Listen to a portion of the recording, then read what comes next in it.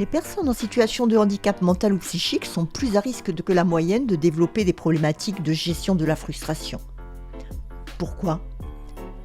Des difficultés de compréhension peuvent faire qu'elles vivent les situations avec un sentiment d'injustice. L'anxiété, qui est souvent importante et peut amener un besoin de contrôle de l'environnement. Assez souvent, le handicap mental ou psychique s'accompagne de difficultés au niveau cognitif, en particulier au niveau des fonctions exécutives. Les fonctions exécutives sont logées dans le lobe frontal. Ce sont les fonctions qui arrivent à maturité le plus tard dans le développement. Ce sont aussi celles qui sont les plus sensibles aux atteintes de toxiques en anténatal, virus, traumatismes physiques et psychiques. Les fonctions exécutives sont très souvent déficitaires chez les personnes en situation de handicap mental ou psychique. La flexibilité, qui va permettre de s'adapter aux imprévus, aux changements dans l'environnement.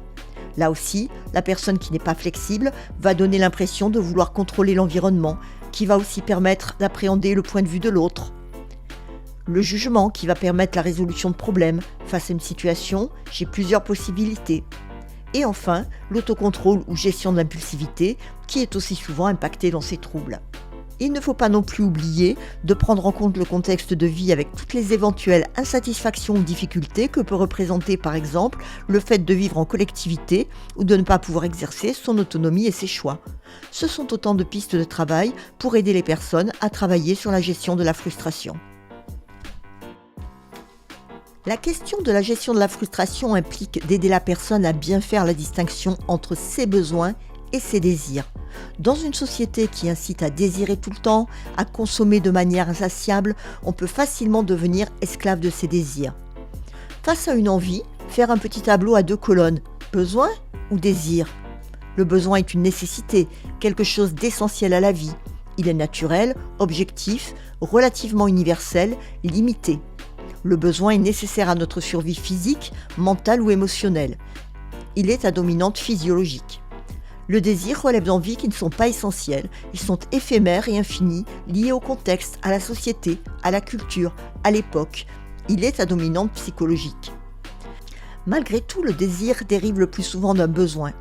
Face à une personne qui vous fait une demande, est-ce que vous pouvez identifier le besoin masqué derrière le désir ? Généralement, on retrouve l'expression d'un besoin de base. Besoin physiologique, besoin de sécurité, besoin d'appartenance, besoin d'affection, besoin d'estime, besoin de réalisation. En fonction du besoin identifié, on va pouvoir tenter d'apporter ou d'aider la personne à trouver une réponse au besoin sans répondre forcément à la demande.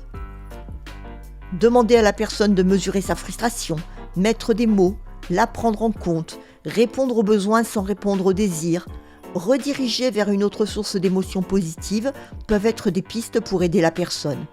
Et ne pas oublier que sentiments de frustration et saine colère, s'ils sont bien utilisés, peuvent également être source de motivation et un moteur, si l'on ne va pas jusqu'au tilt.